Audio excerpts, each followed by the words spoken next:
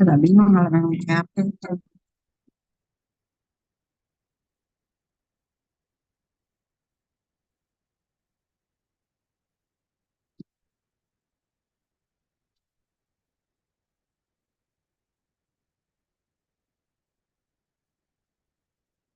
Mak Pina belum ada ya, belum kelihatan ya Pak Simon Mak Pina.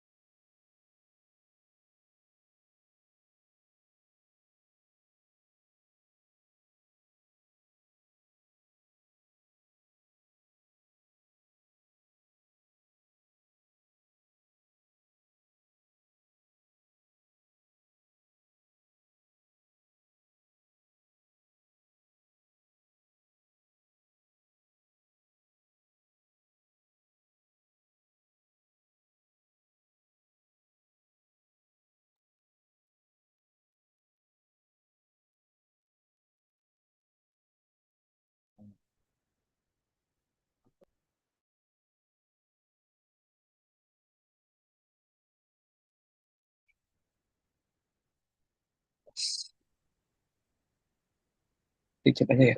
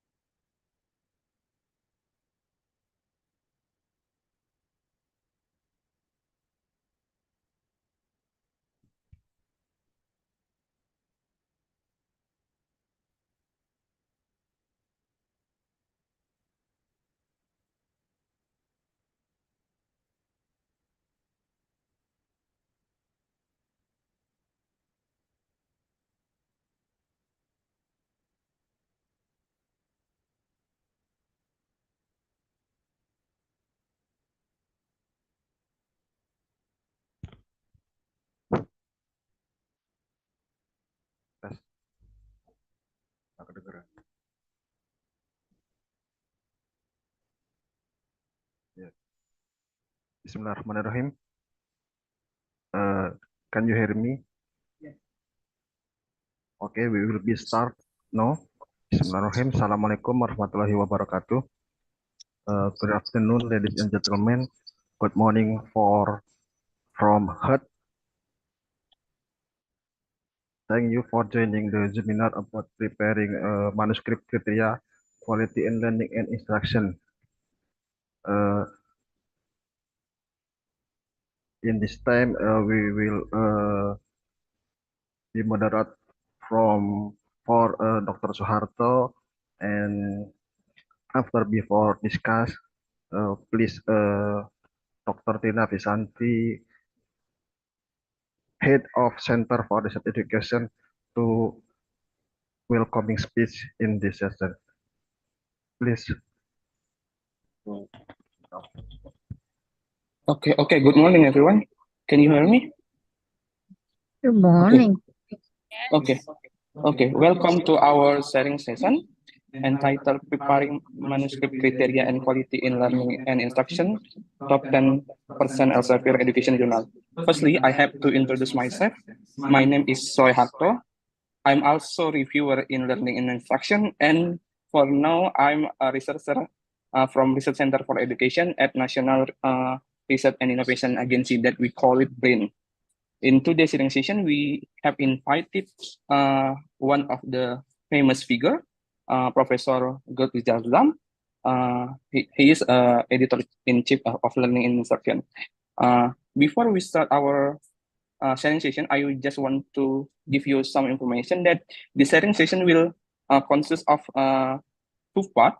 The first part, Professor Hurt will interview me as a reviewer in learning and instruction, and you can take the insights from our conversation. And then the second part, we will start the main session, how the professor, sorry, in the second part, we will start the main session about how to preparing our manuscript to submission in learning and instruction. Okay. Okay, before we start, Dr. Trina Pizanti, as the head of Research Center for Education at BRIN, will give a welcome speech to open this sharing session officially. Okay, great. Dr. Trina, the stage is yours.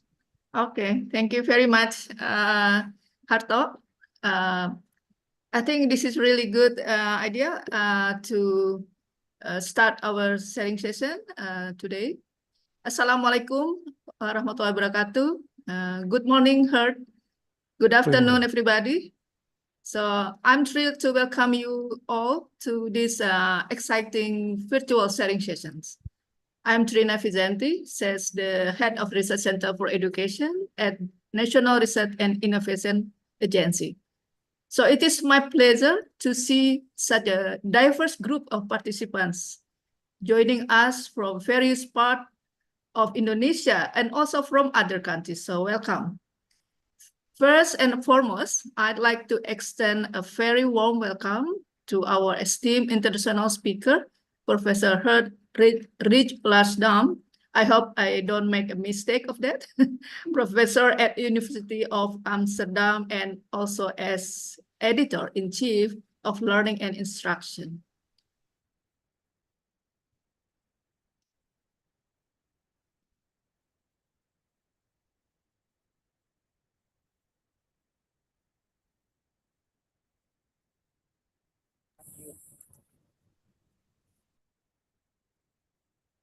Oh, sorry. To all the participants, thank you for being here.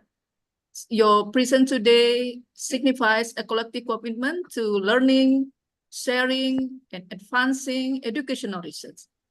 So we have a dynamic and engaging session plans that I'm confident it will be a fruitful experience for all.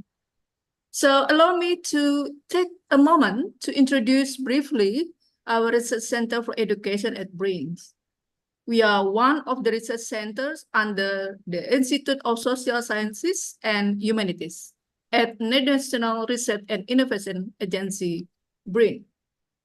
As you may know that BRIN is the government research institute in Indonesia. We have around 15,000 employees working with us. So the main mission of BRIN is to create the best research and innovation environment in Indonesia, and also as a leading research institution in this country. So BRIN actually is directly under President of Indonesia. So we established in early 2021. Our center may be relatively young, still 3 years, but we are built on a solid foundation. Many of our senior researchers bring extensive experience from the Ministry of Education and also the Ministry of Religion in Indonesia. We are proud to have a diverse and highly qualified team right now. We have 65 researchers with around 45% holding doctoral degrees. So our researchers bring a wealth of knowledge and experience contributing to a rich and dynamic research environment. Additionally, we are excited to announce that we have the opportunity to hire 11 new young researchers with doctoral degrees. So this will further strengthen our center and help to build both global and national networks in education research. Our work is organized into 7 research groups, each focusing on key areas in education. First is research group on educational policy, civic engagement, and school diversity. Second, a research group on character education and young talents. Research group ethno-neuropedagogy. Research group human science and technology. Research group early childhood and family education. Research group on religious education and society. And research group assessment and learning. So through Prince Mobility Program, we have the opportunity to invite postdoctoral researchers, professors, and visiting fellows to collaborate with us. So this initiative not only enriches our research environments, but also support our researchers in pursuing doctoral degrees in other countries, and also becoming international research fellow in the future. So I think today's session is very important for us to improve, to leverage our capacity in building the academic environments, and also to make us more exposed to the international academic environments. Now, we are especially eager to hear from our speaker, Professor Hurt, about the strategies and best practices for publishing in top international journals.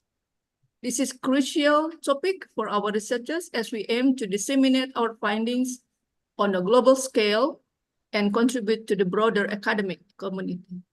So once again, thank you to our distinguished speaker and all of you for being part of this event, and let's make the most of this opportunity to learn from each other and share our experiences and inspire new ideas.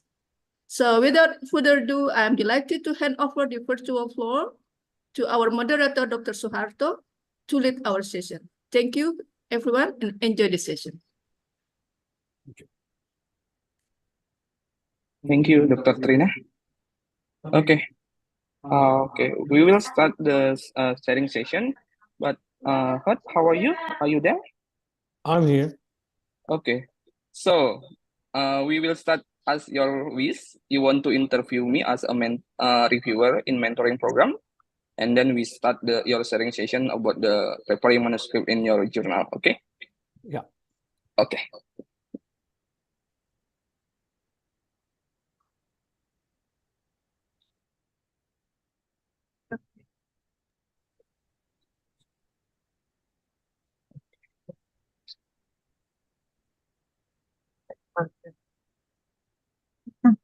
Aku sering pada jawabnya posting. Mungkin ya. Okay. Sorry, I cannot hear your voice. That's correct. I didn't say anything, Suharto, Okay. until now. Okay. Okay, thank you. Okay. Good morning. Thank you very much for inviting me and create a cooperation along a very long distance. It's early in the morning here, and it's late in the evening, in the afternoon in your country. It's a bit. I don't like the idea of an online session because I thought it would be a perfect inspiration to do this kind of talk together with you in your beautiful country. I've never been there, so but it might be that there will be a moment later in my life that I will visit Indonesia. Thank you very much, Suharto, for inviting me and making the connection.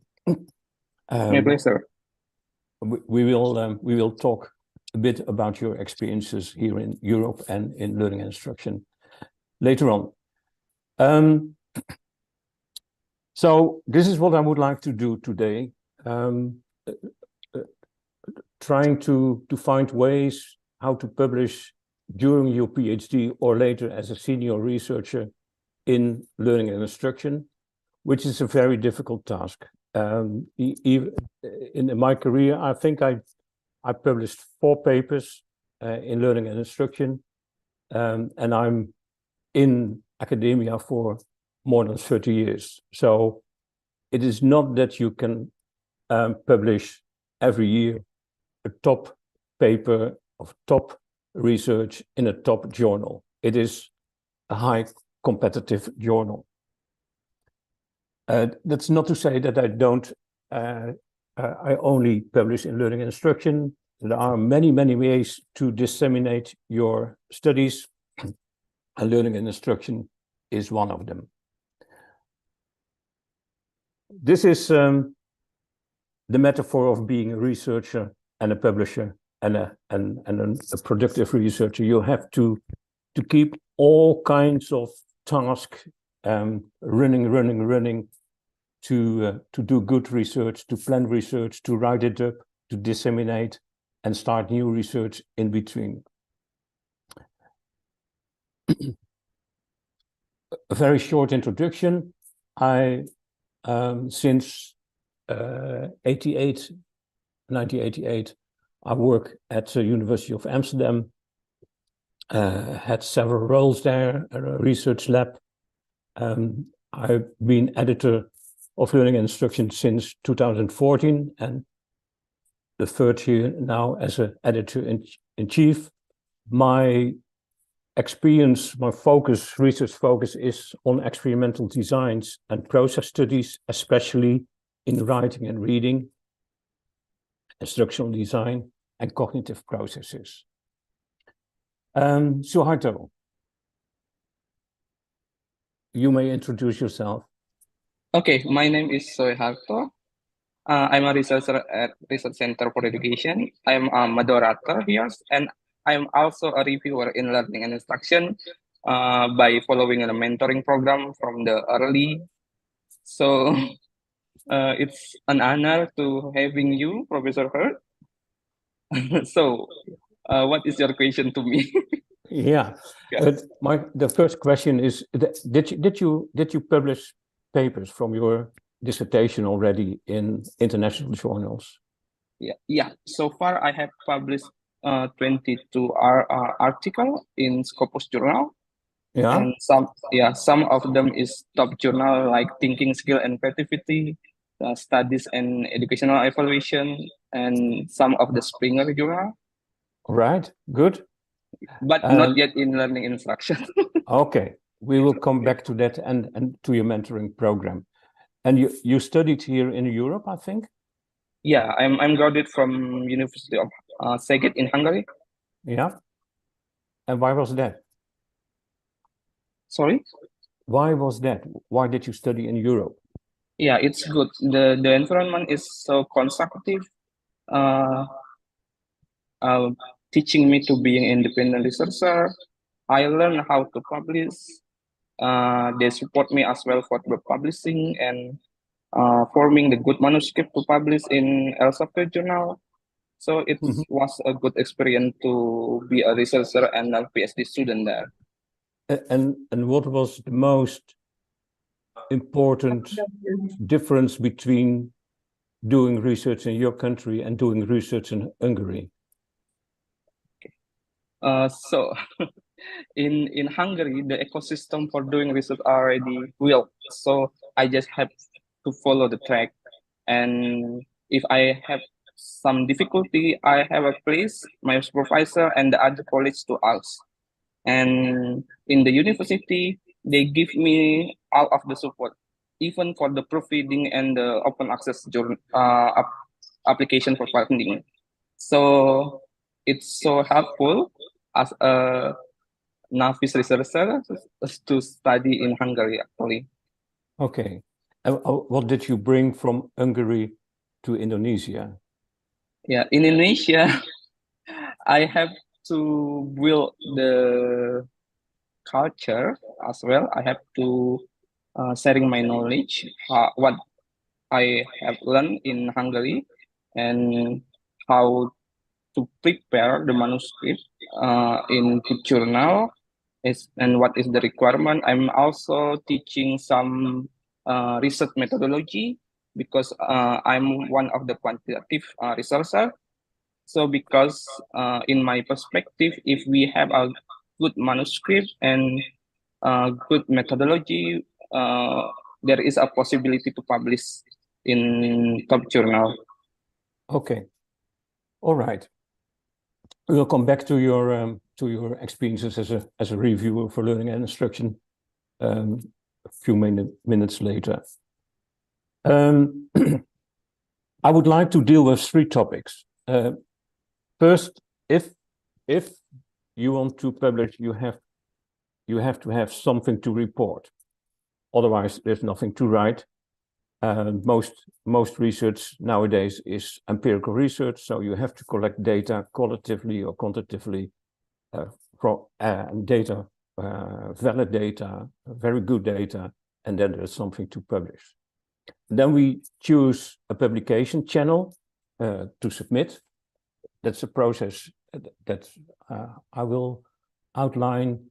And then in the last part, I will discuss how it works in a journal, how the review process works, how the decision process works, especially focusing on what we experience in learning and instruction. The first thing is to become a productive researcher, which is not very easy nowadays, because you have to have all kinds of expertise to do good research. You have to be a good methodology. You have to be good in statistics. You have to be good in logistics to run data collection. You have to be good in writing grant proposals, etc., etc., etc. That's not possible. There are very unique persons on the world, I think, who are good in all of these aspects, but most of us have some expertise, good expertise in some of the ideas, some of the aspects of doing research, and that's why we have to cooperate to do good research. And that's also something that must be acquired, collaborative research. So there is in our country, there is a lot of pressure on productivity. We have to produce at least 2 international publications to keep our research time. Otherwise, within 2 years, if you don't succeed, you will lose your research time. So there's a high pressure. That means that this is something that I learned from Steve Graham, one of the top researchers in my area of writing. And this is his method. You are always doing 3 things in parallel. You are writing a paper, or it is submitted. You are running a study, for instance, a review study to prepare a study, or running a data collection process. And there is something in the planning. So you are thinking about a new study after the study that you are doing now. And these are the 3 plates from my picture, from my metaphor, that you keep turning around. And another advice from him is, if you plan a study, collect some more data than planned or necessary for answering your question. For instance, if you do an intervention study, you would like to prove that collaborative learning is a better approach than individual learning. then you may have to collect fidelity data to show that the intervention was well implemented. And then we have this kinds of situations. A group is learning. We take pictures. We observe. We make notes, and then we say, okay, this intervention is implemented as intended, and that makes our study valid. But if we are here, we also can move deeper into the processes of learning here. So instead of writing only a paper on the effects of the intervention, we could also write a paper on what's going on when they are collaborative learning. What kind of discussion did we see here? So when you are on a research site to collect your data, try to find more data than you planned, just to keep on going. For a PhD, the best advice is that you plan your dissertation in phases and articles, and in each phase you have a research question, and then you have a dissertation as a collection of articles. And it is possible to do a dissertation with 4 empirical studies, and with two of these studies published before the end of the dissertation, and that is good for your career to get an appointment, to get a job in a research center. What also important is that a PhD has some budget for data collection, for text analysis, for coding, etc. It's a waste of time. It's very important to do the coding yourself, but it's a waste of time if you have many subjects, cases in your research to code all of these in your own, sitting a winter time at your desk to code. So multiple coding, process analysis, some budget is good for the productivity. Because we need to collaborate to put all kinds of expertise in one team. We must see collaboration from the beginning. If you are a PhD or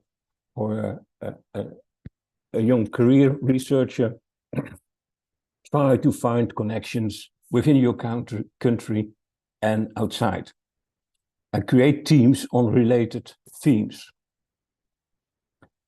And at least seek one international cooperator, someone from another country, close to your country or far away. It's nowadays very easy to find to communicate on long distances, and as soon as you have found one, you already have a team. And try to get into national networks or create them with your collaborators. And I will point to some options. International conferences is a very fruitful way to find one or two colleagues from other countries that do research more or less in your area. Personally, for myself, I find a conference successful if I find one or two people presenting something or discussing something with whom I could work together in the future. a good, effective way to create international networks is to create symposia on conferences. Symposia are effective in exposure, and most of the people who would like to join you when you have a proposal for a symposia, and it makes that you will meet each other online, you will meet each other during the conference, and at the symposium there will be people who are very interested in the theme of the symposium, and they will seek contact. And all the preparations for a symposia, sending out calls to cooperate, to submit proposals for the symposia, create already connections. I remember that we had a symposium call for an early conference in the beginning of, I think in 2004, and there was such a flow of submissions that we had three symposia in a row in the conference because of the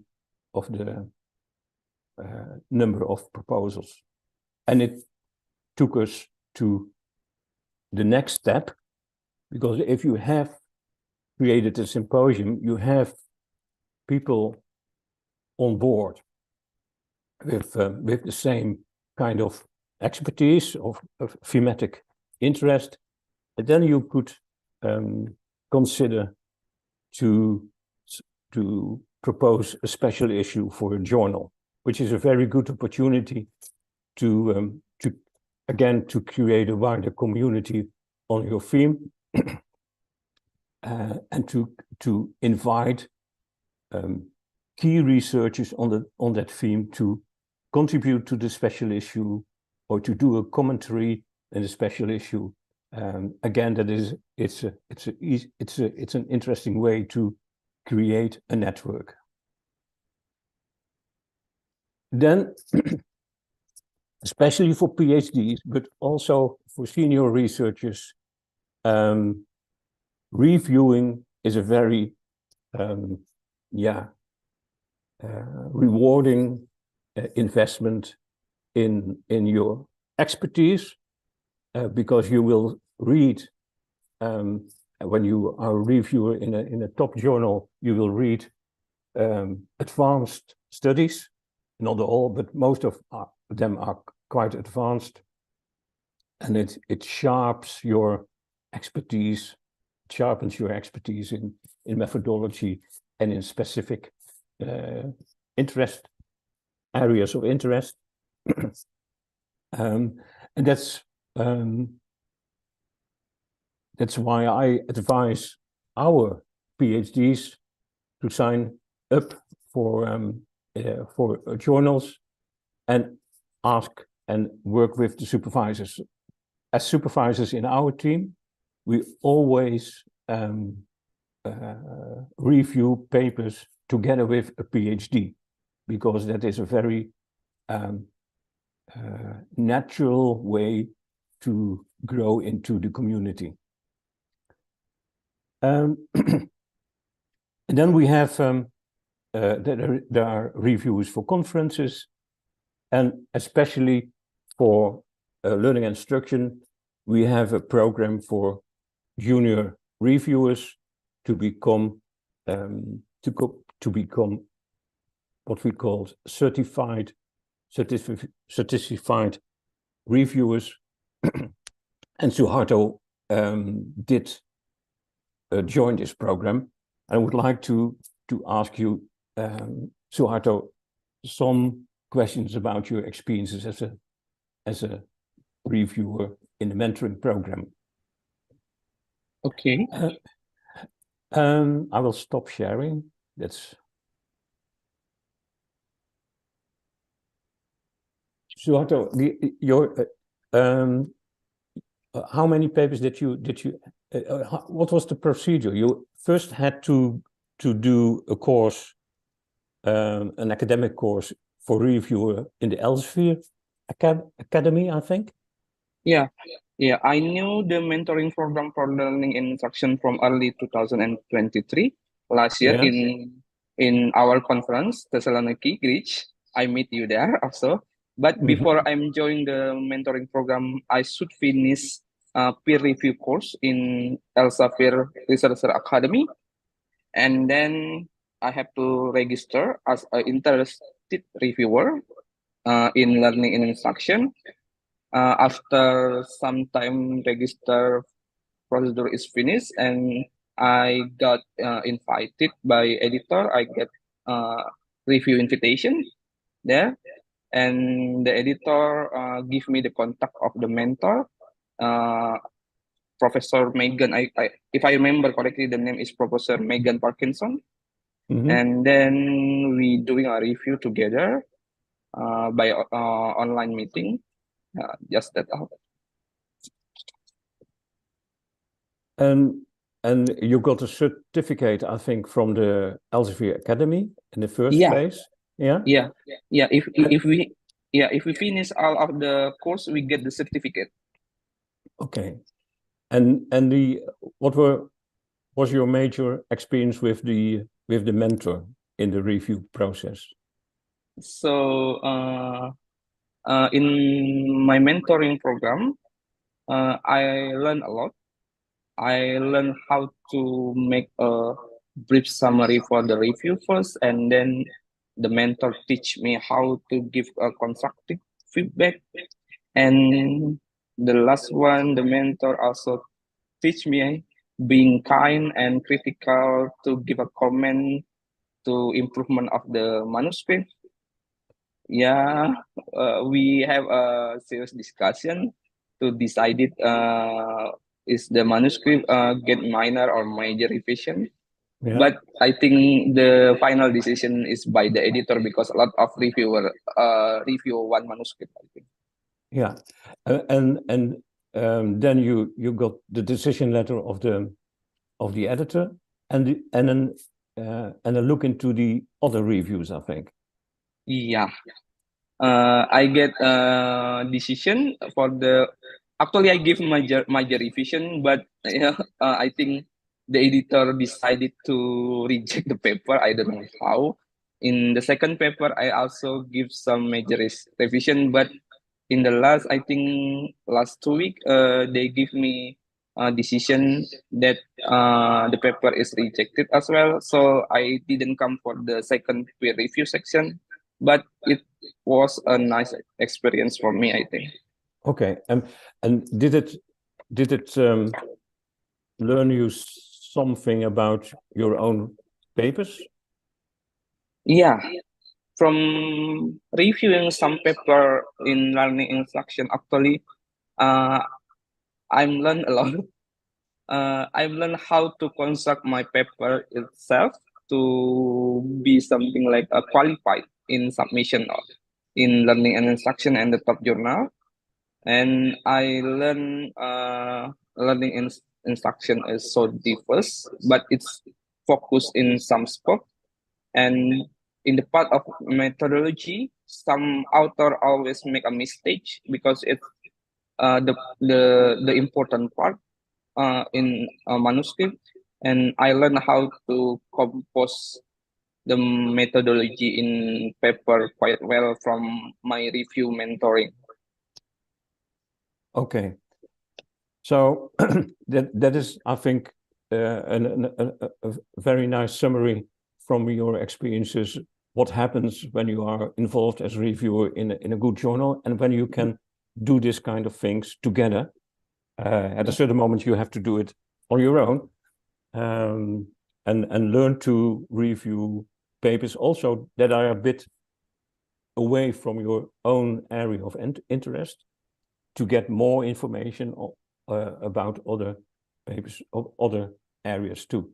Thank you very much, Suharto. Okay, thank you. I'll go back to my screen. I think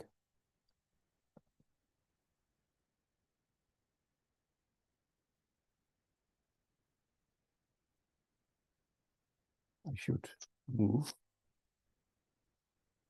Okay, the productivity is one aspect. If we have research done and written it up, then we have to decide about where to go to. And that is an interesting question for educational research, because most of the research is hybrid. So that's how I call it, hybrid. My research is in language, in L1, in the first language of students or the national language, and especially on writing and reading. So my area of interest is a domain, reading, writing. And most of the papers that are published in Learning and Instruction or in other educational journals, they always have a subject topic, like math, reading, geography, or something as a key aspect.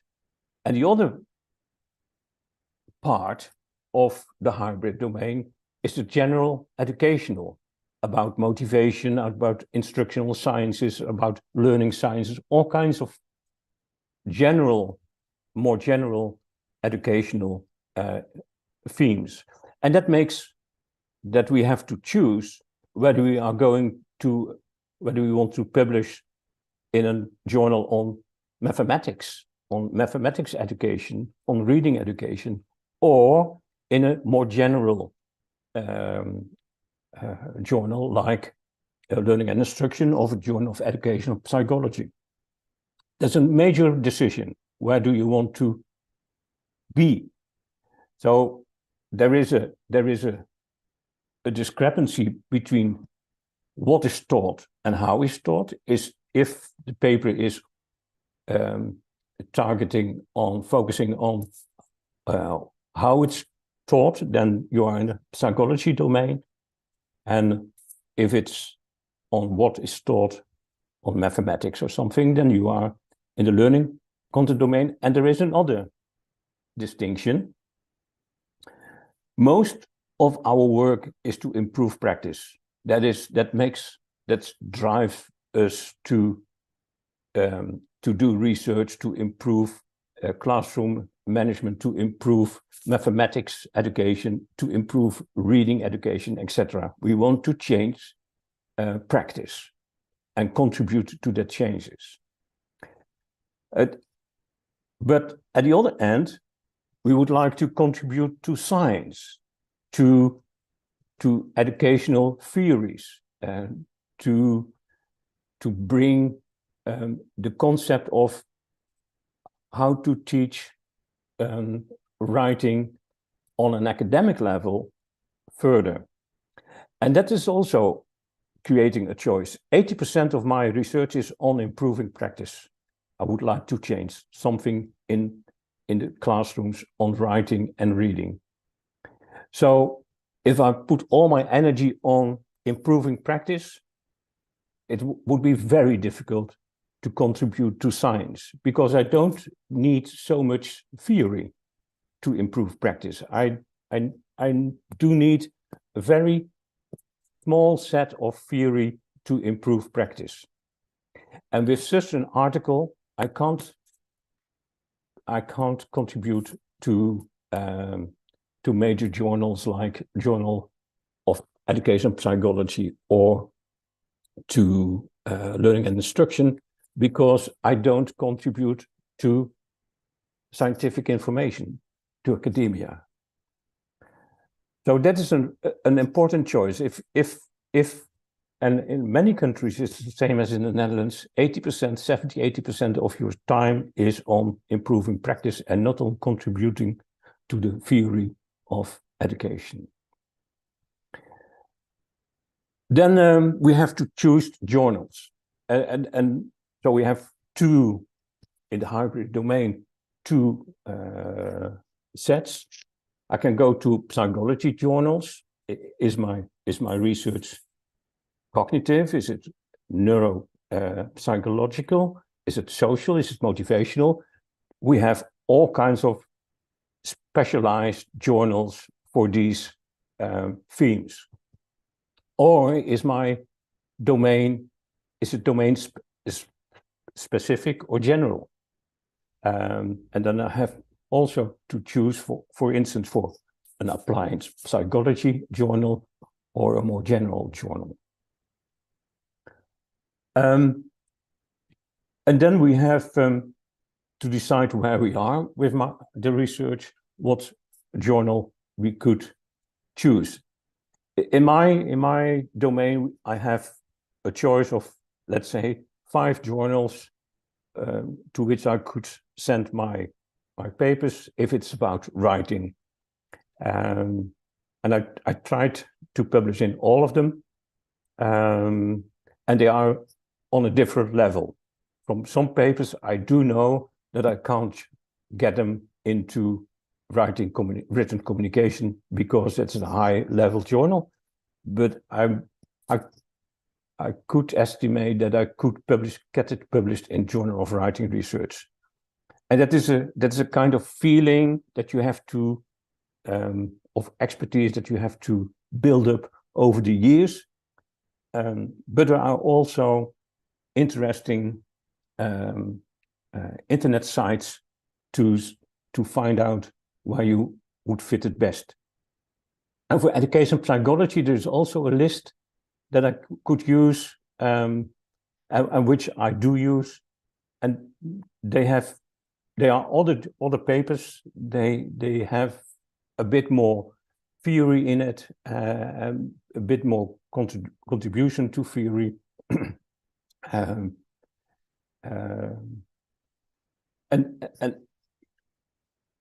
also here we have a ranking of journals and a feeling which journal could fit and which journal is too high to get this paper published. Very new, the last one, design research, is quite new for education. It is a long-standing journal on design, but it was most technical design and architecture, etc. And now they also include educational design in the journal, and that could be a very good option to publish studies in which you create innovative designs, instructional designs, or instructional technology designs to have it published. Learning and instruction, that's our target today. Choosing a journal. Are you going for high ranking? Is it necessary to publish in high-ranking journals for your career? It's not necessary for distribution. Nowadays, all journals are internet journals, are digital available in most of the countries and most of the universities. Then they will find your studies when they search for a specific theme. They will find it via Google Scholar, regardless in which journal it appeared. So high ranking is especially interesting for those who need to publish in a high-ranked journal for their career. Free access is very important. Not all it's quite difficult in some countries to get access to the industry of journals. Elsevier journals, for instance, learning and instruction is not available in quite some universities on the globe. And then free access. They also publish free access, but then the author has to pay for it, or the institution has to pay for it. And free access publications will be cited much more often than closed access.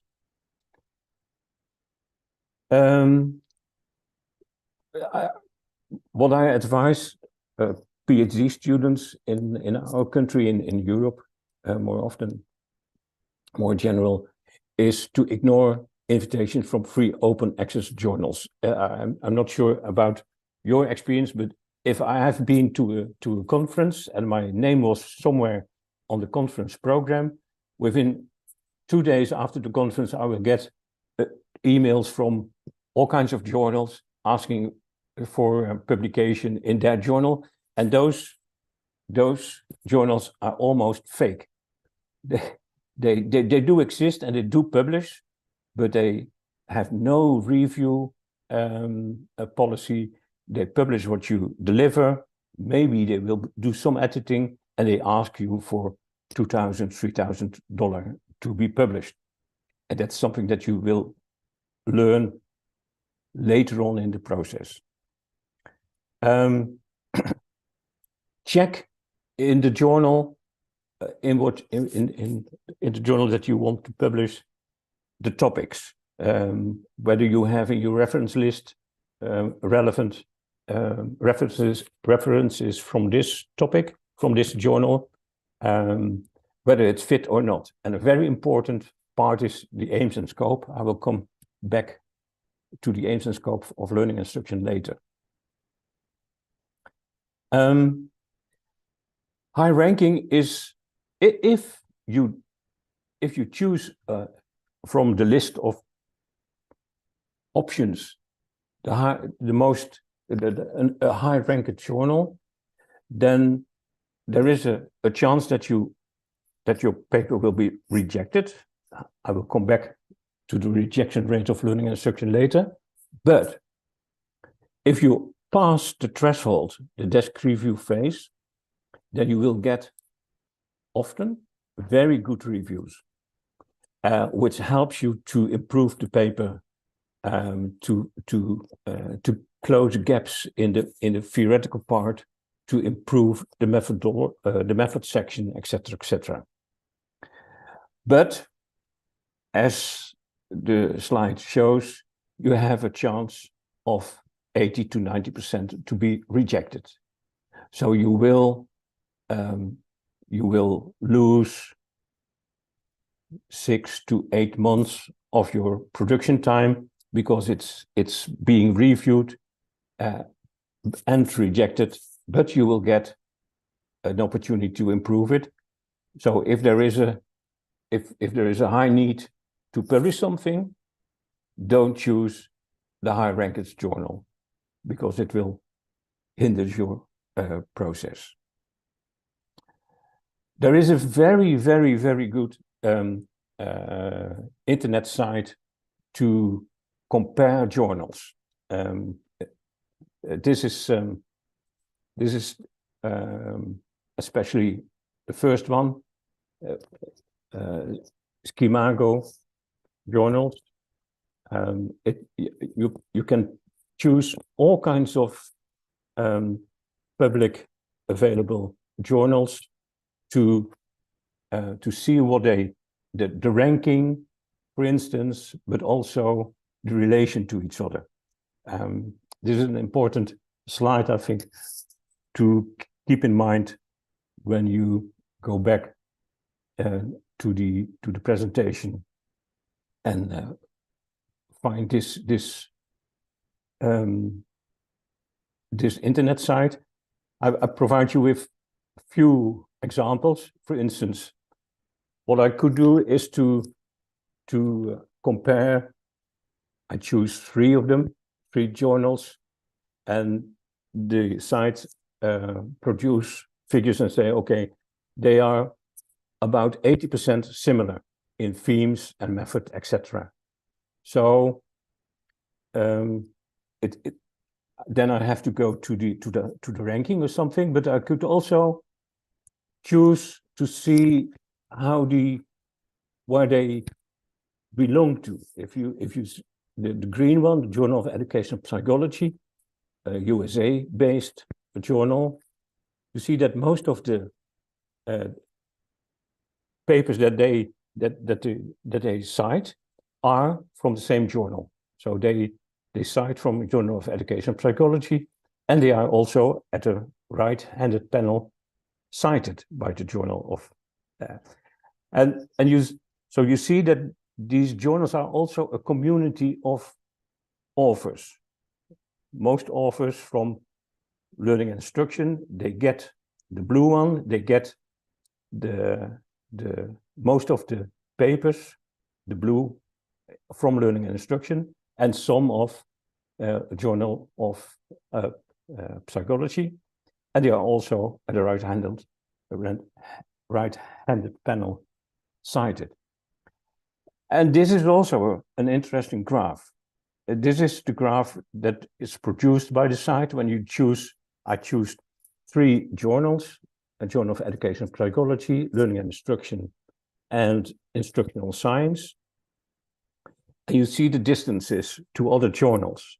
So if you think, oh, I could do something with Journal of Education and Psychology, but you think, okay, maybe it's a bit too high, then there are other journals in the agglomeration that you could say, okay, I could have a look in Educational Science, British Journal of Education and Psychology. They are more or less in the same theme, but they will have other rankings.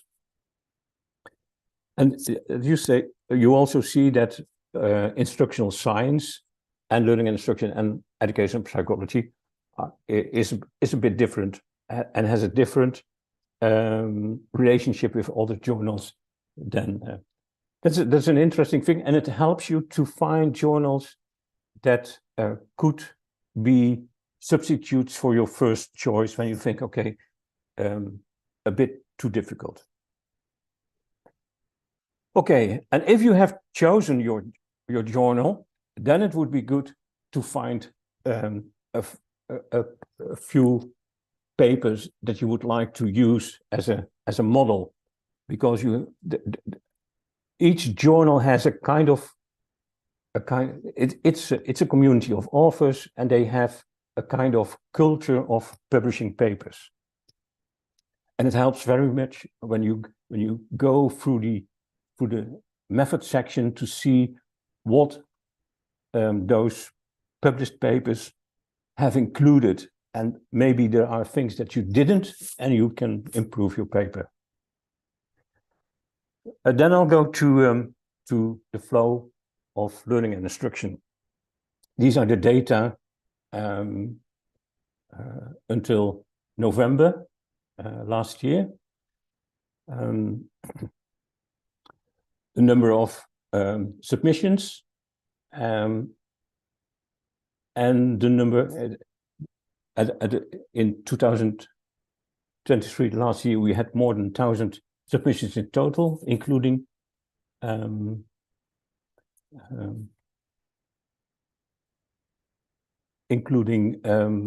December, and of course there is quite a high rate of rejection. That's something that we knew. But if we go deeper into the details, if the rejection rate is 90%, then you have to keep in mind that there are 2 phases in rejection. There is a desk rejection phase and a review rejection phase. In the desk rejection phase, the editors read a paper globally, quickly, and find elements that will hinder the review process, because the method is not valid, data are not valid, the theory is too superficial, the aims and scope are not met, etc., not matching the aims and scope of the journal. And then there is a desk review. That's within a very short time. Within a few days, you know my paper is going to be reviewed in learning and instruction or not. So there's not losing time. So if you think I will lose time when I try to get a high-rated journal, ranked journal, then it is after this process. And that means that from those papers that go into the process of reviewing, there are still rejections of those papers, but much less than 80%.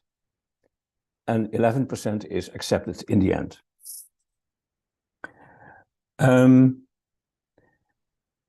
This is something about the speed, or the editorial speed, which is an interesting data for you as author, because in 2023, within 6 days, the authors, as a medium time, would know my paper is in the review process or is rejected, desk rejected.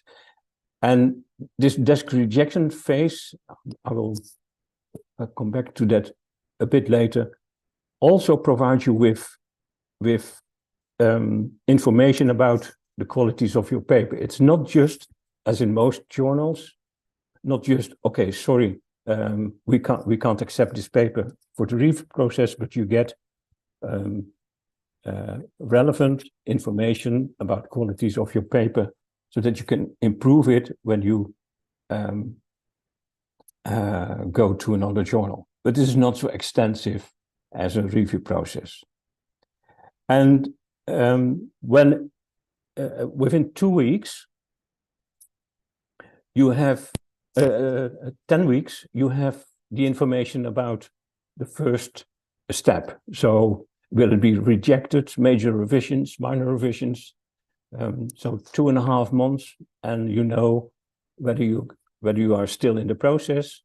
And major rejections is a very good score to move on. And then in 18 weeks, there will be a publication or not. Okay, now we are going to submit the paper and in learning and instruction. How does it work? First of all, read the guide for authors. It is incredible. Yeah, it is a kind of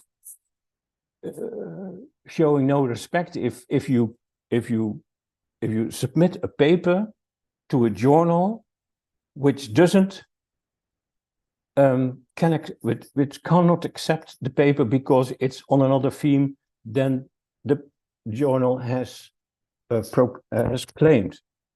And so I would like to share with you the aims and scope and aims and scope of learning and instruction to see what it is. This is the text for learning and instruction. I give you a few minutes to read it, and what I said, underline mentally the most important 2 or 3 things that are decisive for you to publish in learning and instruction or not. What are the key criteria from your point of view to publish, to submit your paper in learning and instruction or not? I keep silent.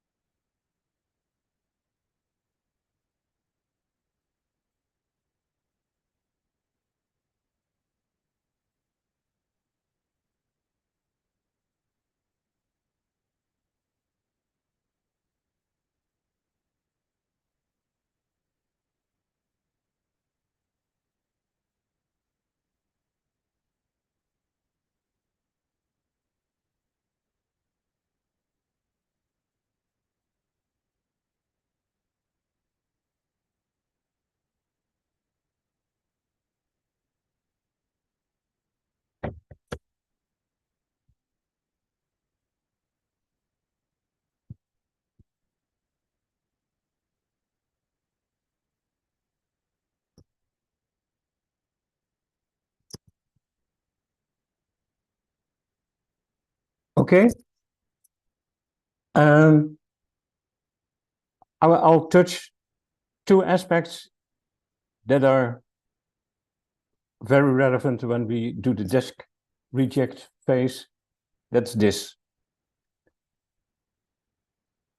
The journal, the second sentence, the journal provides a platform for publication of the most advanced research in the areas of learning instruction. And that's a quite a subjective criterion, because when is something most advanced? That is, so if your paper refers to another paper in learning and instruction and is more or less similar and an extension of that paper, you may expect that it fits in the journal. If it's a practical paper about a practical improvement via an intervention, it might be that it is referring to other papers that have done more or less the same. Well, it might be less advanced. Another criterion is significance of the contribution to an area of learning and instruction. That is, in the same line, does it contribute to the theory of learning and instruction? And then there is a section in the aims and scope saying what we don't publish. So most important is that we don't publish. We do publish qualitative. We do publish quantitative research, but we don't publish instrument validation, literature reviews. We have another journal on literature reviews. We don't publish meta-analysis, only in special issues. So we move them to other journals.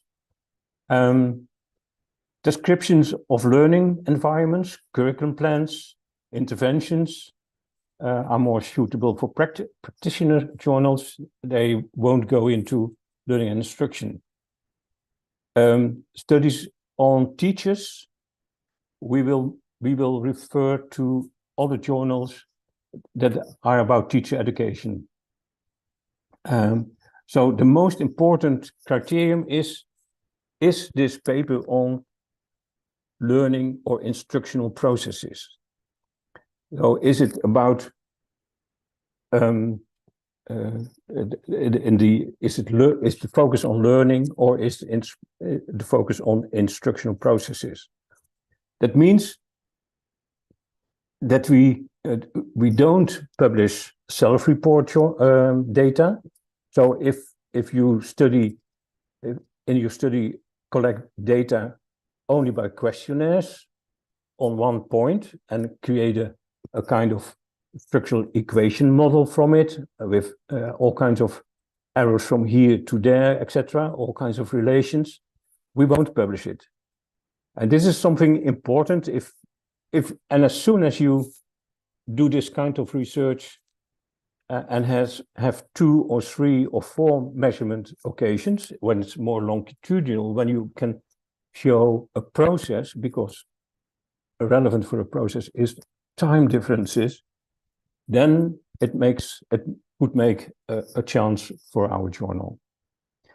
So, and then there is a list, a checklist for authors to fill in, and there is also and items that I just pointed to are included in that questionnaire, and then we get papers still that only rely on self-report questionnaires, and that's quite crazy. So you contribute, the authors contribute to the load of the workload of the reviews and the editors with a paper that is from the beginning not eligible for the journal. That's a bit of stupid.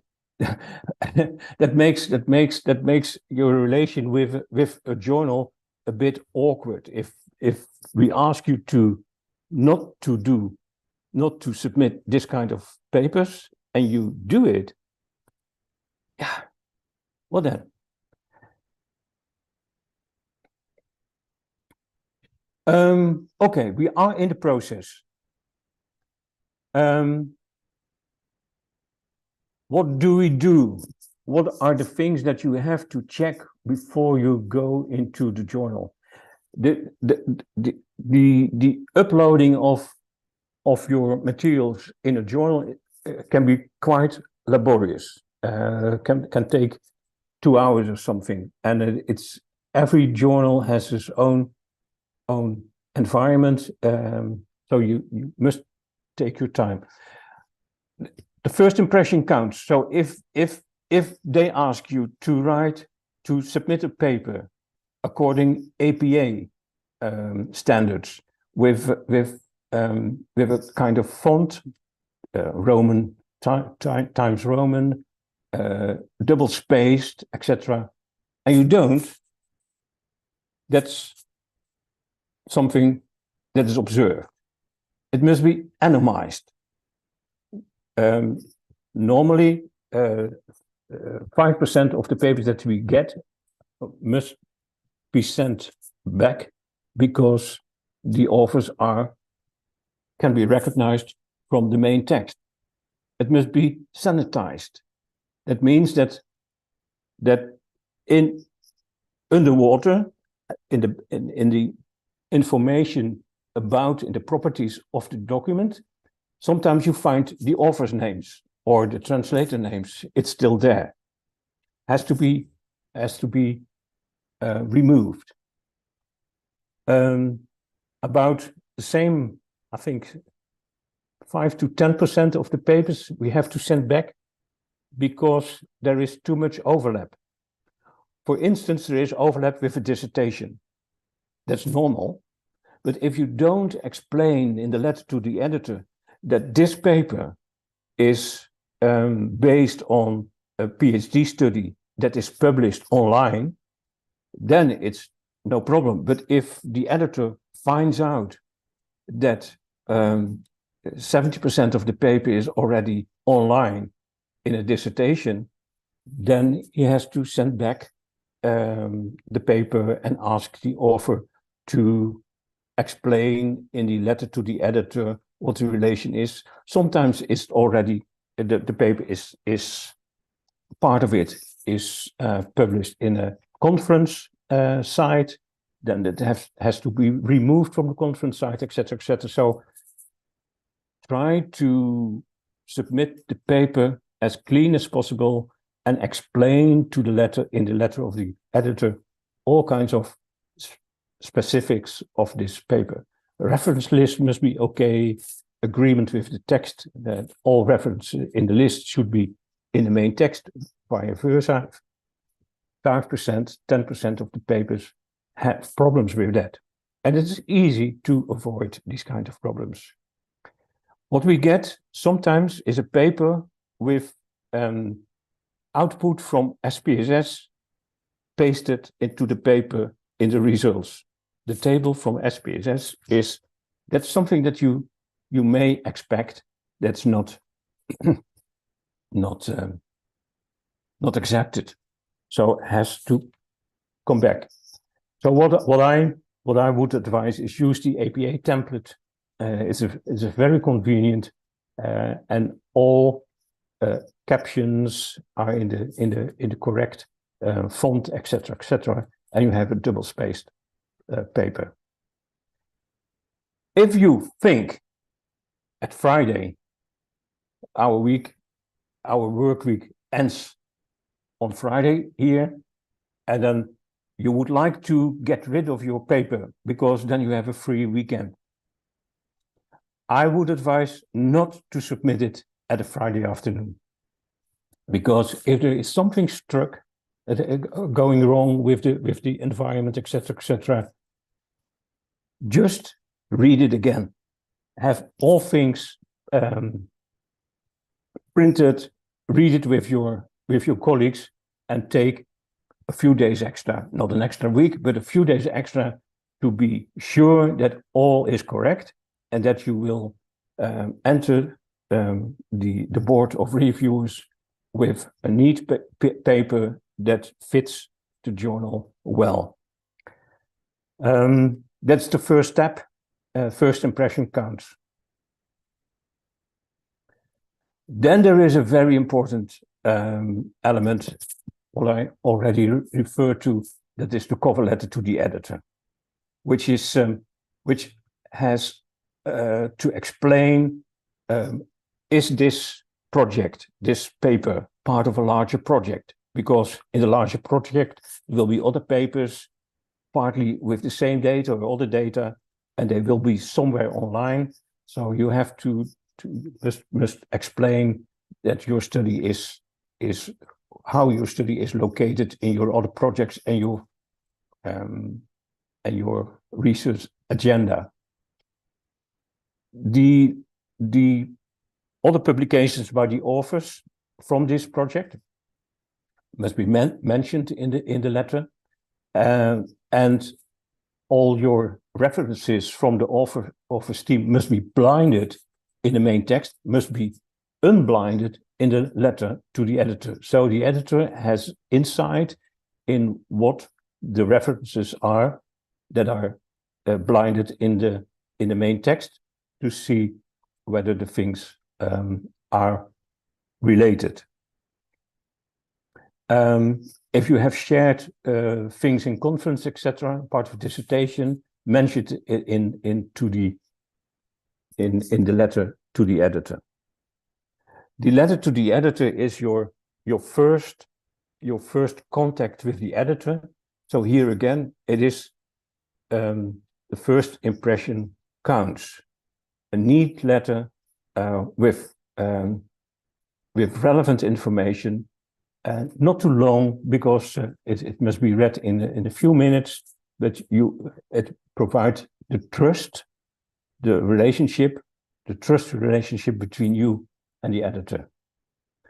So don't make it too long. Make it short, few minutes reading, but relevant information.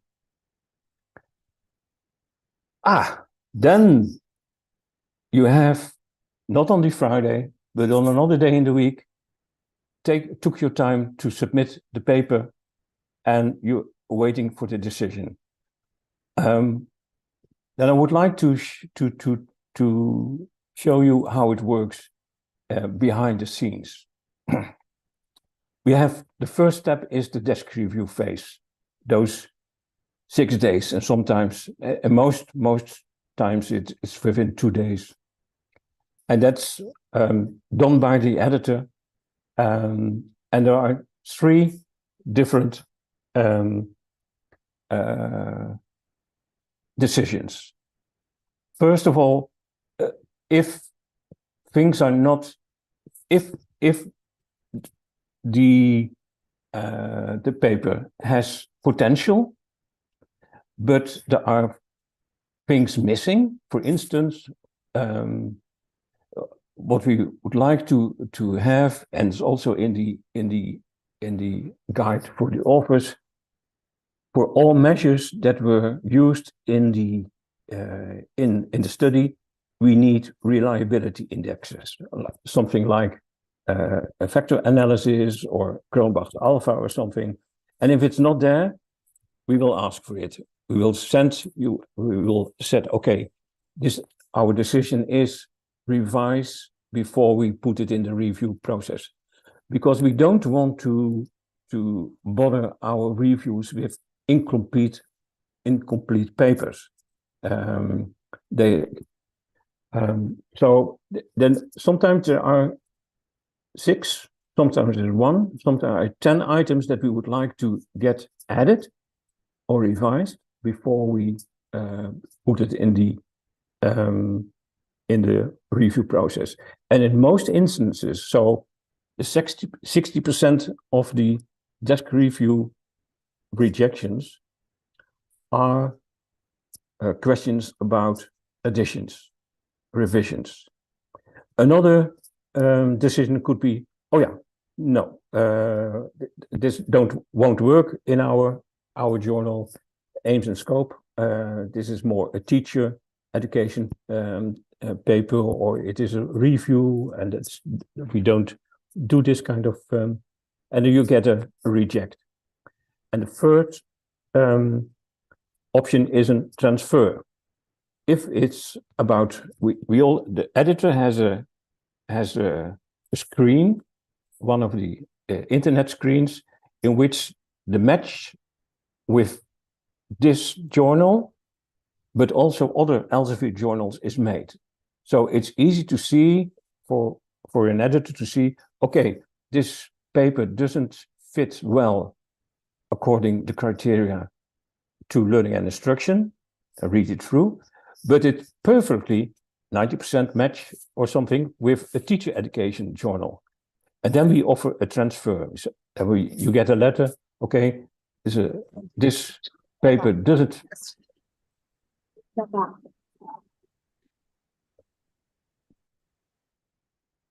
Should I stop the screen share? Is there something? No, sorry, it's just noise. Okay, good. So that could be that, and then you don't have to resubmit. It's you are asked whether you are confident that it is transferred to another journal. You can make a choice. Most times there are 2 or 3 options, and then the whole set is brought to another journal. That's a service, an Elsevier service. Now, what we then do is to invite reviews. If you pass the desk review phase, reviewers are invited, and the editors are very keen on keeping the reviewers on time, that they work within 4 weeks, and we have strategies when a reviewer is late, or we have to replace a reviewer, etc., to try to keep these 4 weeks ensured, and then within a week the editor will make the decision. That's what we try to do. We invite 3 reviews per paper. The reviewers are invited, and they have to respond within 5 days. If they don't respond, we replace the reviewer. So that will take then an extra 5 days, because that reviewer has also 5 days to 4 weeks to review. So this is a very crucial for us as editors, a very crucial phase, that we create a set of 3 reviews as soon as possible, and if that is intact, the 3 reviews, that the group, then we can move to another paper. So we have a very strong editorial board, a college of reviewers, about 150 top researchers from all over the world, and they mostly accept the invitations, and they are very aware of the fact that if they don't accept, or if they don't respond to an invitation, that they delay the process, because most of them are, all of them are experienced authors, and they know how important it is for an author to respond as soon as possible.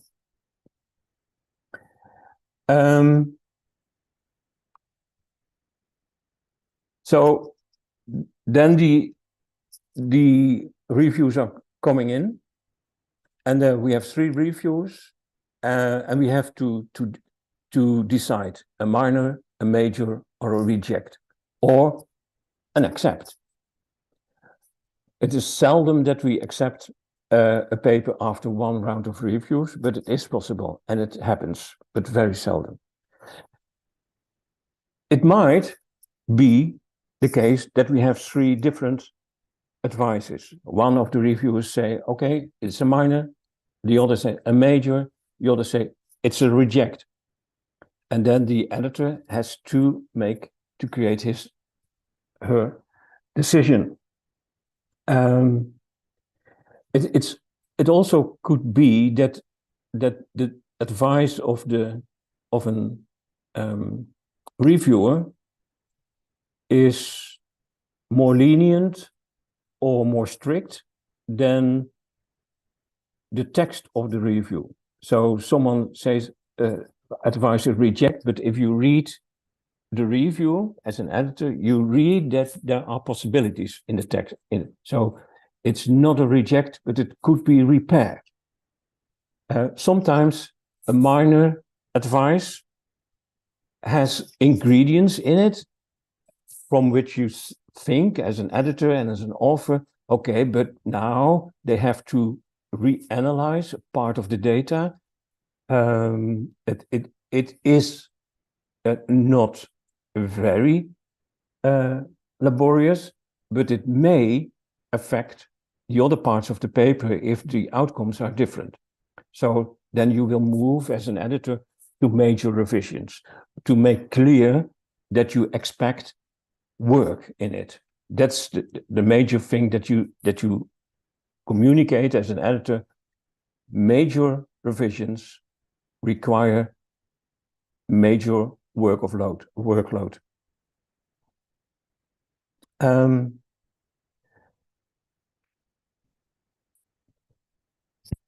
It is also good to keep in mind that this kind of journal work is free time work.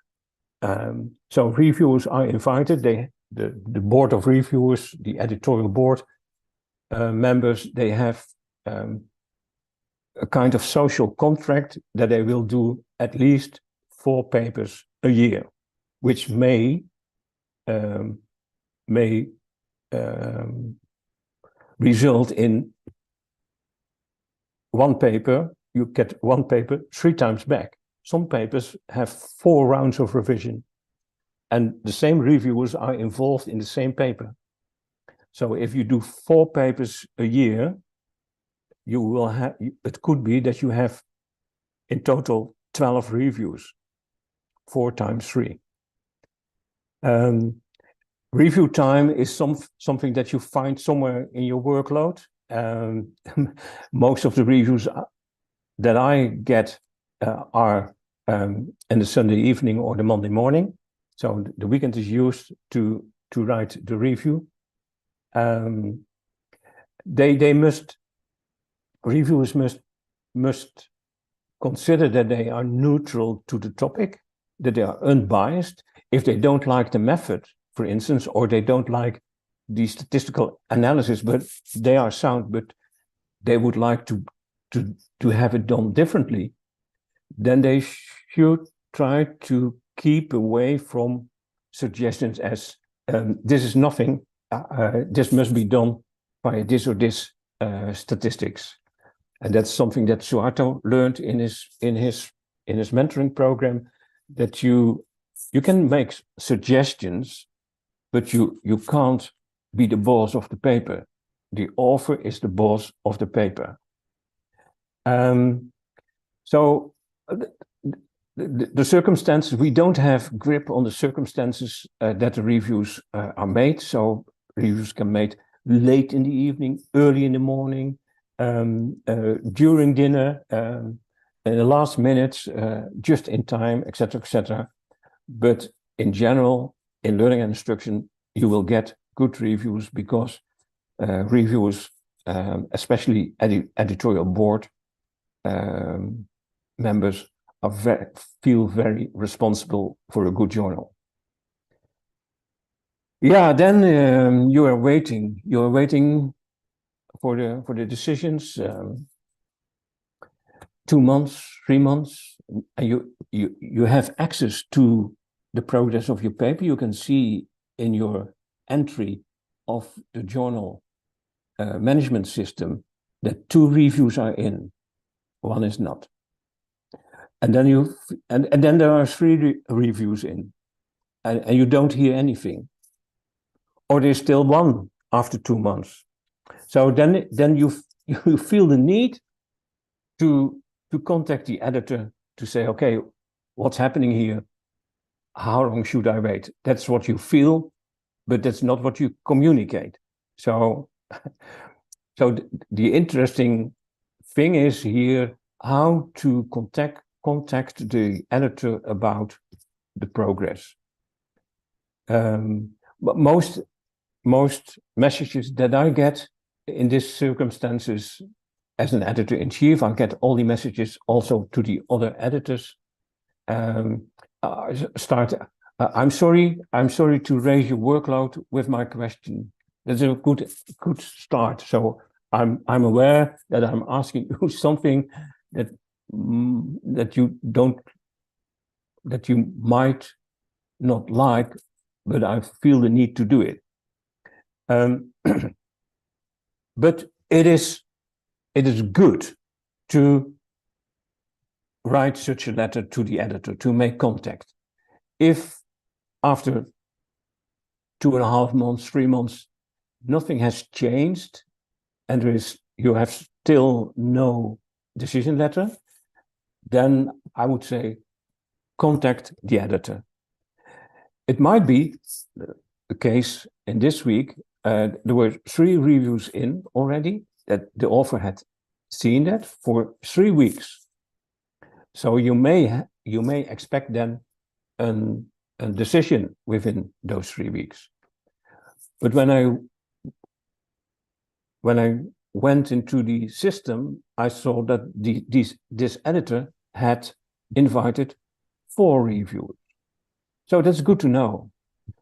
And I'll give you one example of a letter that worked very well. It's one of our PhD students.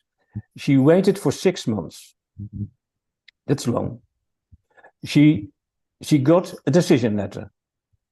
In the letter, it was very short, and it said, it's not from Learning Instructions, from another journal, I must say, because this is not our policy of communication.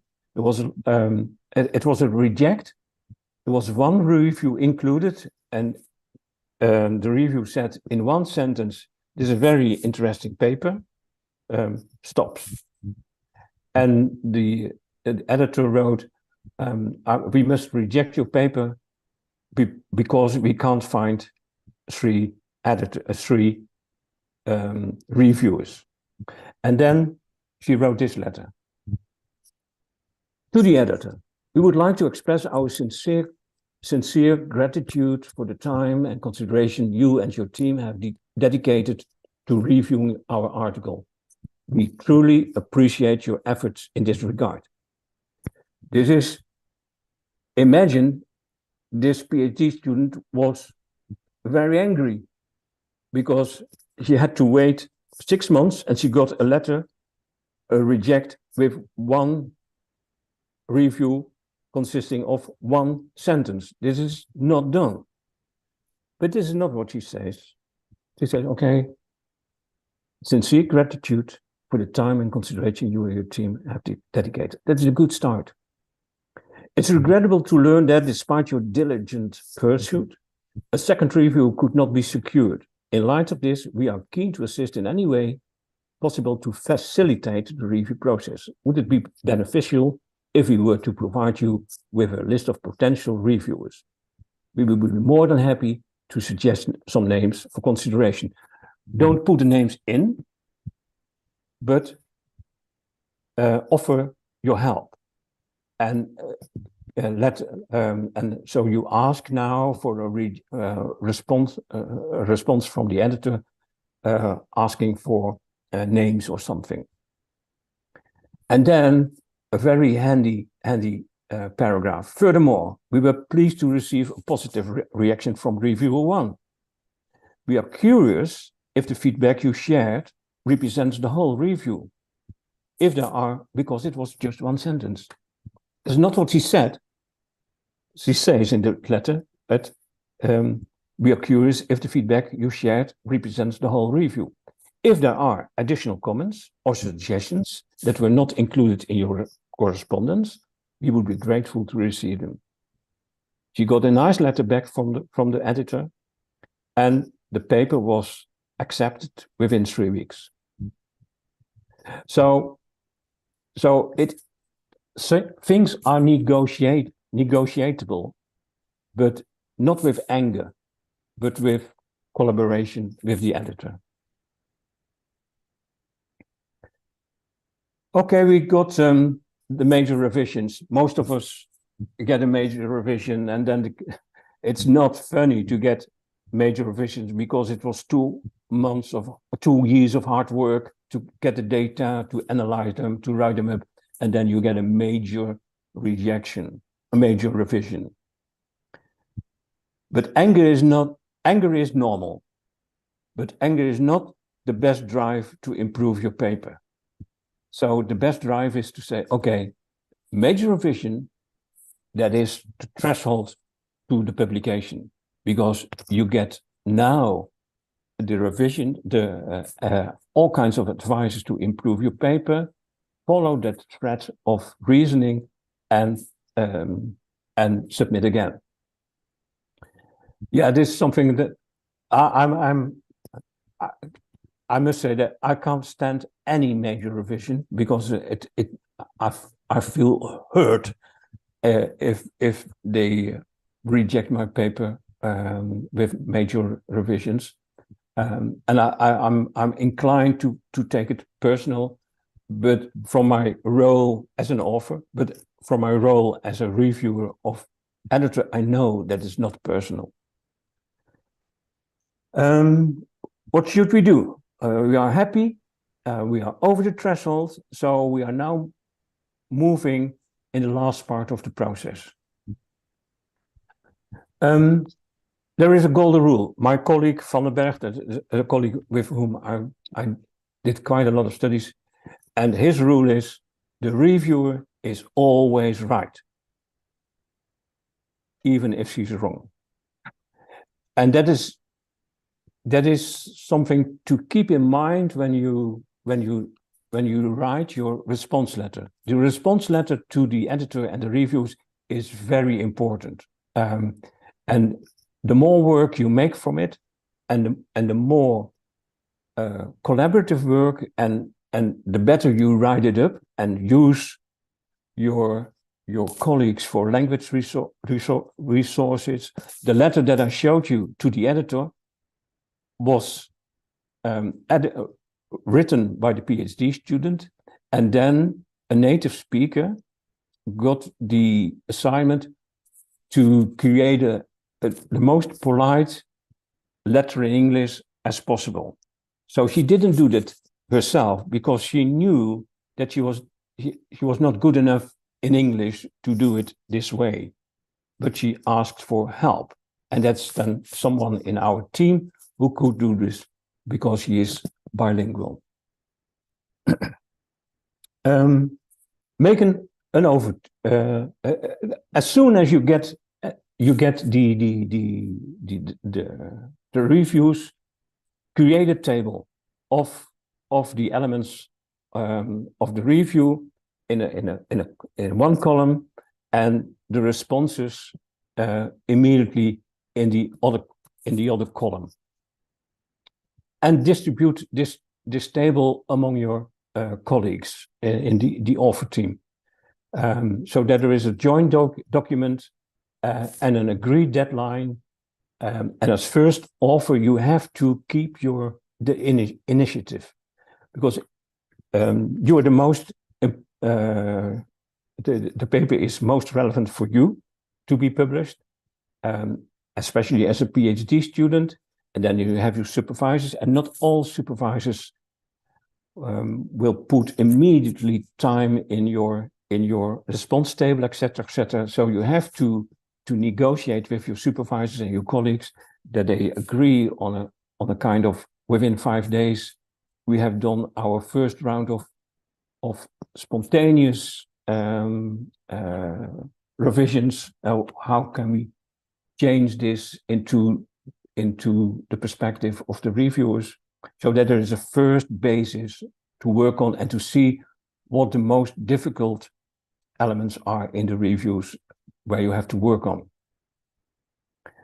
So that works in our team the best.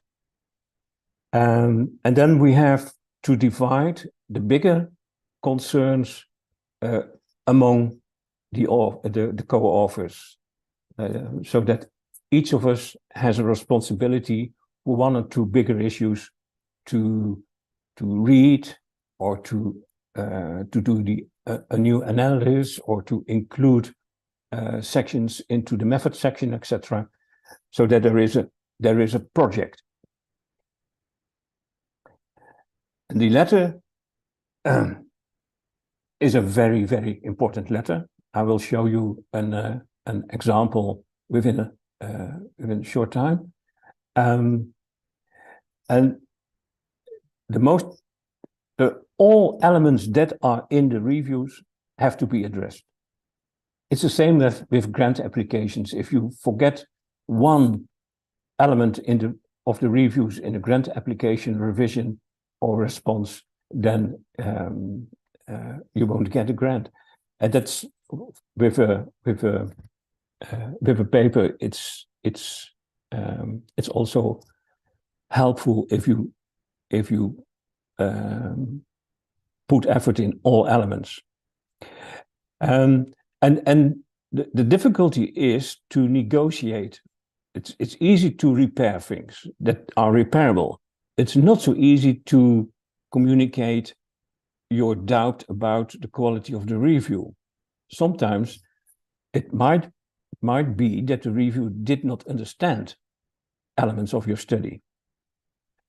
That is, you could say, okay, but the review, how stupid, on page 18 we explained how the research design was established. But you could also think, okay, if they don't understand it, then I think I must work on it because the reader has missed elements. So maybe it was not in the right place. And again, try to work with a speaker of English, academic English, that could polish your final text, and in rhetorical style, grammar and rhetorical style. The most difficult things to address, and that needs some training, is that the reviewer didn't understand some elements. They gave wrong advice. They say, okay, statistical analysis should be this and not this. Then you have to argue that you did the right thing. A sentence like, yes, we could have done this, but, etc. Or we have considered this kind of analysis, but, and then your string of arguments comes. I don't understand what the reviewer means here. So it's unclear what it said. It is something that you could put in the letter. So this was a difficult to understand element in the review. We tried to do our best to explain it a bit more, but if this is not sufficient, please let us know, so that you are still in the position to do another round of revisions. And this is something that could be from the reviewer that likes her or his research most and put some elements in it. Sometimes it's unethical that they put their own articles as a reference to say, okay, I think you should read this and this and this. And if sometimes you have the feeling that it are papers written by the reviewer himself. They shouldn't do that, but it happens. And then you have to say, okay, something like that. Yes, interesting papers, but they are not directly relevant for our study. We come to the closing phase. The letter. We have to rephrase the issue that the reviewer put forward, so that the reviewer understand that you understood the issue, and then the response and the solution. So issue recognition, response to the issue, and the textual repair. Best is, in earlier days you had a letter with the issue and the response, and then something like, and we revised this this element on page 18, second paragraph, and the reviewer had to go back to that page and to read it. And I learned in the last years that it is wiser to add the revised elements, paragraphs, into the letter, so that a reviewer, you must imagine a reviewer gets the new version, get also the response letter, and what she would like to know as fast as first is to see whether the review issues that were generated were addressed. So a review must find her comments as soon as possible, the diagonals and the response, and the revised section. So that is what I would like to show you as a last example. If they ask for new analysis and they are right, do it. You could do the new analysis and say, okay, we did it, but there were no differences in results, and we put a footnote on page 18 again, that we did this kind of analysis and that there were no differences in the results. So if there are differences in results, then you must show them, so that the reviewer doesn't have to go back to the whole paper.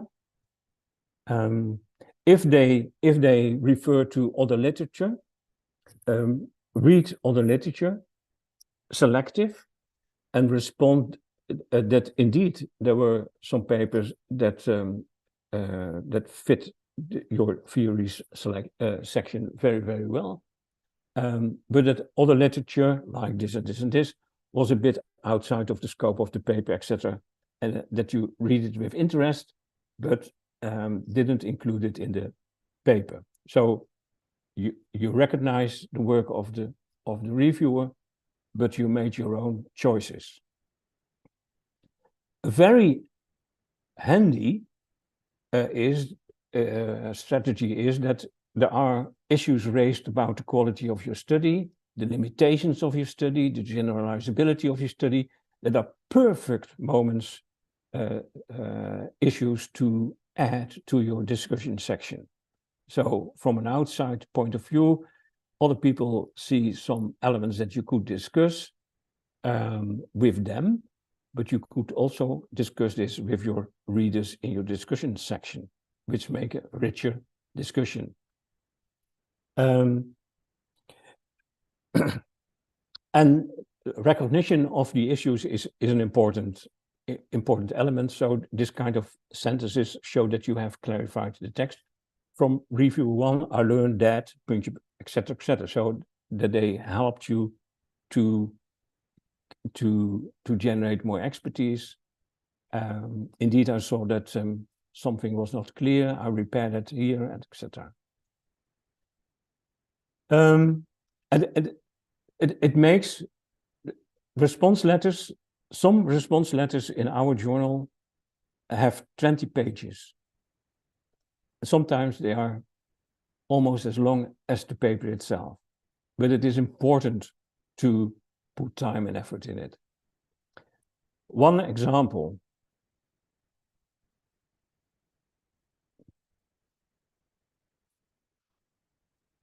From a former PhD from us. Start with a thank you. Nice words, your encouraging feedback. So you put the reviews in the forward mode. So, and your thought-provoking comments. So it makes us thinking, which is good.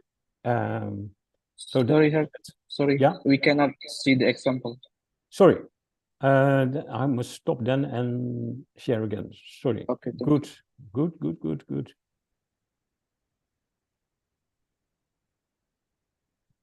Yeah. Okay. Yeah. Yeah, it's good. Thank you. Thank you for your help. So it's a starting letter, not too long, and then she explains what she did. And that she sometimes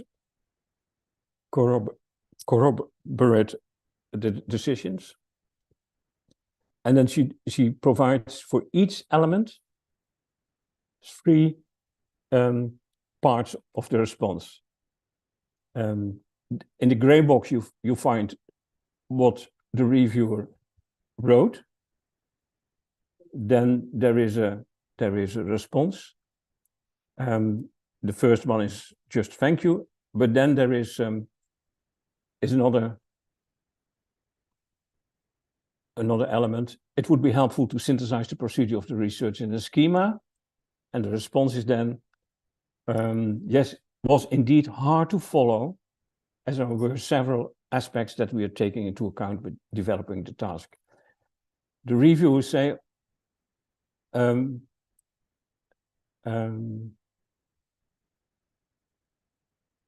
that something should be in a schema in order to facilitate the reader's comprehension. And what does he?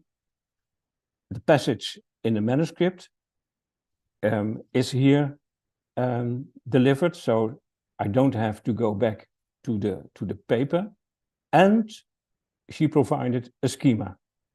They asked for a schema. Schema was helpful, so we made a schema, which is convincing.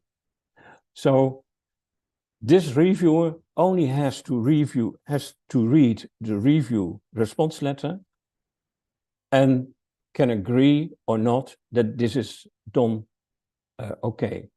The reviewer will also read the paper as a whole, but with a positive feeling that this author team did a good job in reconsidering the paper from the reviewer's point of view. And I'll show you the length. It's because the text is included here. It is a quite lengthy response letter. Then I have to go back.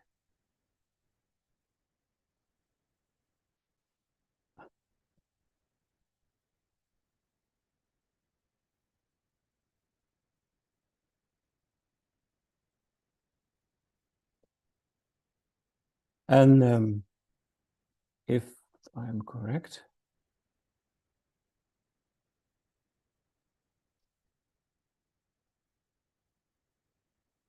sorry, it must be.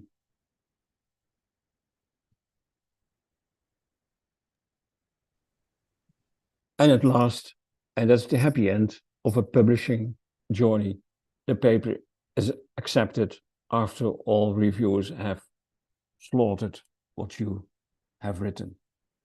And I wish you the best luck of your journey to publish in Learning and Instruction. And happy to receive manuscript from Indonesia, because Indonesia is not very well represented in Learning and Instruction, I must say. but it can be improved, and I hope you will help us. Thank you very much for your attention, and I'm open for all questions that that Suharto selected. I will stop sharing, Suharto. Okay, thank you, Art, for the insightful knowledge and presentation. It's so wonderful. So we will continue to the discussion and question section. So I will start to read some questions from the chat box. Let's see.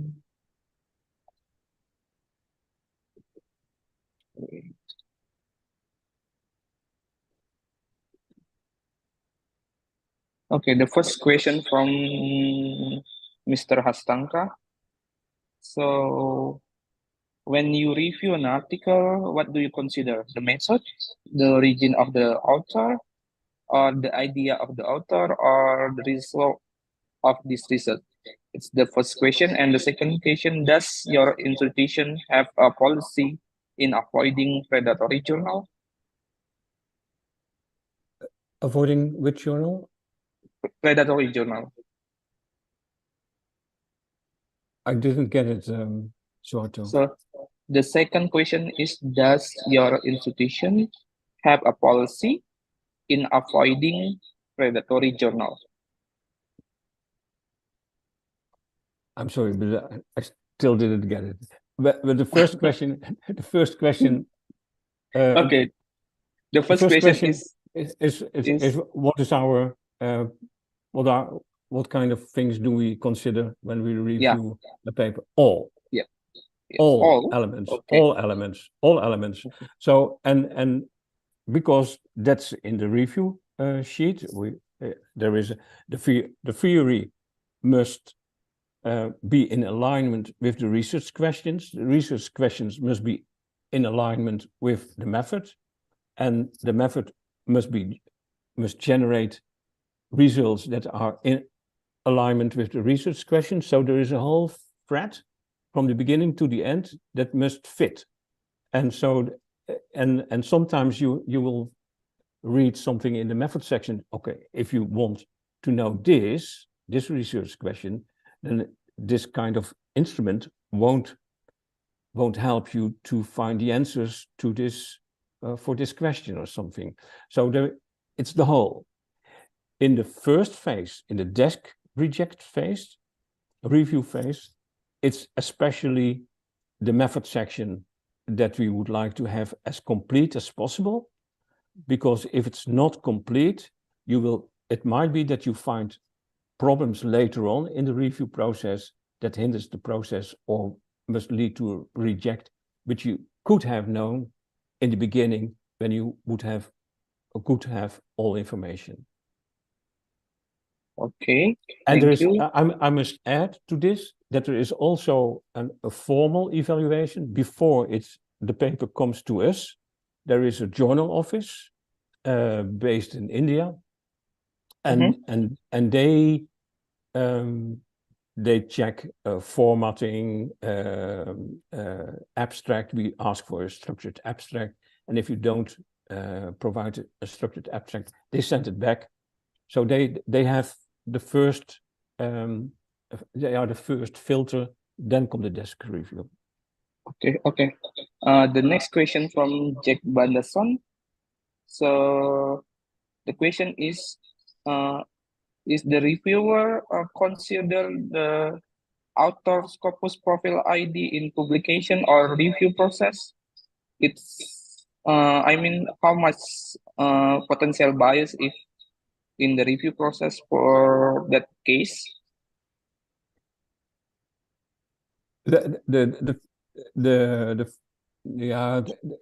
I'm not sure. We have always 3 reviews. We strive to 3, sometimes only 2, but we strive for 3 reviews, and they have different perspectives. Someone is more an expert in the field of metacognition. The paper is on metacognition, so this reviewer can advise especially for the theoretical part, will also review the other parts and provide advices, etc., etc. But and you will have, if it's statistically an advanced paper or qualitatively paper, then we have specialized reviewers going into the statistics or the way of coding qualitative data, and sometimes as an editor, I sometimes feel that there is some bias in a reviewer, but not that much that you can't deal with it. So it is the editor in the last phase who makes the decision. And sometimes we have, I may have 2 rejects and 1 major revision. And if I read the rejects, then I could decide still for a major revision if I see the potential of the paper.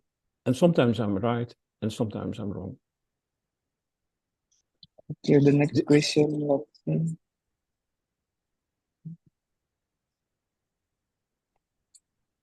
Okay. It's the question from Mr. Hayadin. Is there a race in academic or research like an industry and patent? Perhaps the author and the reviewer are interested in the same issue or same topic in different teams, but how much will the reviewer be gentle or assessing research or article without bias?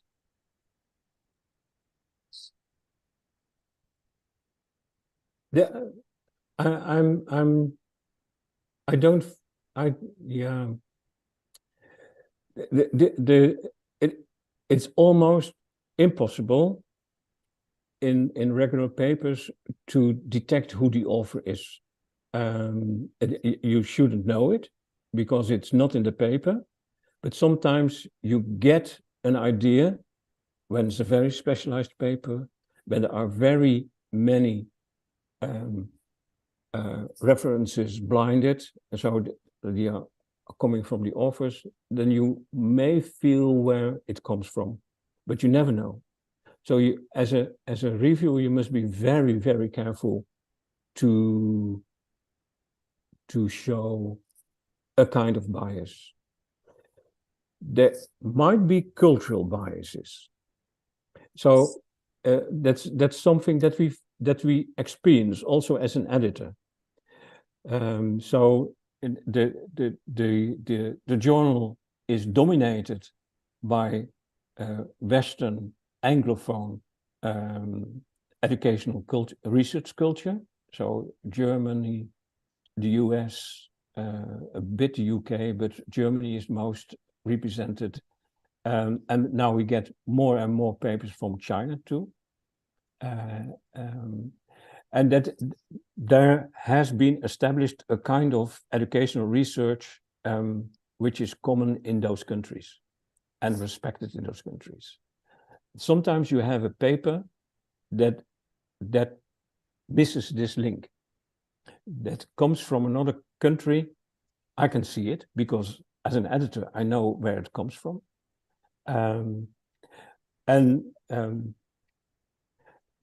These are those papers sometimes that put, for instance, SPSS output in the paper. And what we try to do as an editor is to avoid this kind of biases. So if we find a paper which is not in alignment with the dominant research culture, but has potential, then we put a lot of effort in our desk review and a lot of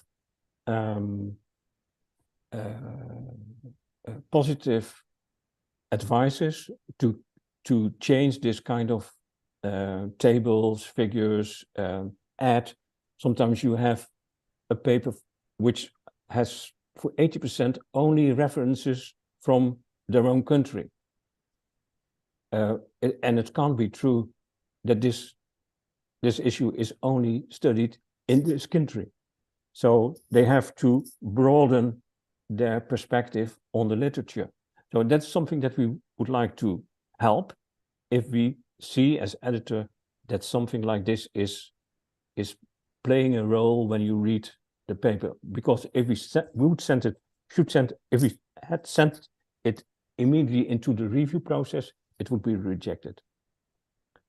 So this kind of cultural bias we try to avoid, and the office can also try to avoid this kind of bias when they read 2, 3, 5 papers from the journal on that topic before they submit it. Okay, thank you. Okay, we still have 10 minutes, I think. Is there any participant want to ask directly to Professor Hart? You can raise your hand or open your mic. Okay. Please, is there any question from the participant?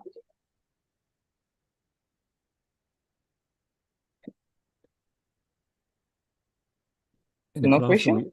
Okay, my question is Professor Okay. Brett. Okay, Okay, Mr. Hasnanka. my name is Hasnanka. I would like to ask you about the policy to avoiding fake journals. to what? Avoiding fake journal. Fake journal. Fake journal. Yes. Yeah, fake. Oh, yeah. Oh, yeah. That is quite an industry at the moment. Yeah. So I don't trust any invitations from someone who say, "Oh, we read your paper in and we would like to invite you in." Just forget it. It's deleted immediately. For PhD students with less experience, it can be very rewarding when they get invited to do something. So you have to train your PhD students not to go into detail. As soon as you go into the website that they mostly in the invitation there's a website, and then you see in the website that they run 20 journals, some on economy, some on education, some on psychology, etc., and it's not fake. There are papers in it, but it's not regarded as output that you could include in your curriculum. They don't publish impact factors, etc., If you go into Google Scholar and search for the journal, you will find very few papers from it, so they are not cited because no one dared to cite such papers.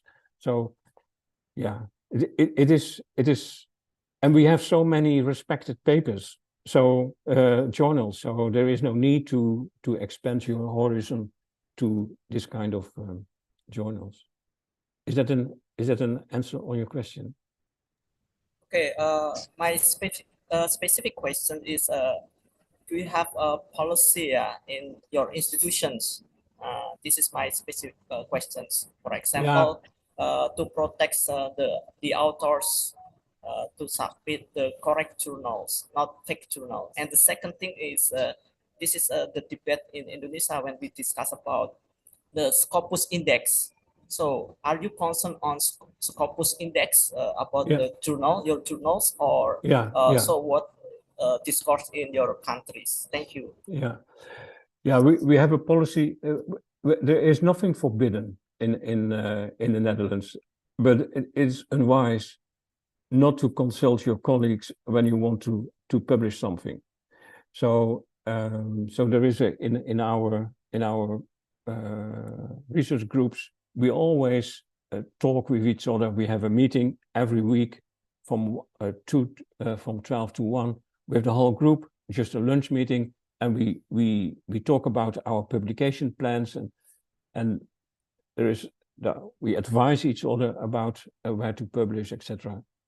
And we have I showed you my set of journals in which I mostly publish, and that will do. So we have a kind of trusted knowledge base in this kind of journals we would like to publish. There is a general policy from the university that we have to publish at least 2, which they call Q1 journals, publications a year, and yeah, so what we do is to estimate which of the projects that we do can come into the higher ranked journals and which won't, and then we search for other venues. But there a positive policy, I could say. The positive policy in our university is that they help us, support us to publish open access. So if we have a paper for learning and instruction, we get a small grant, €2,000, I think, or something like that. I'm not sure. To publish, to pay the publisher to publish it open access. That's the policy.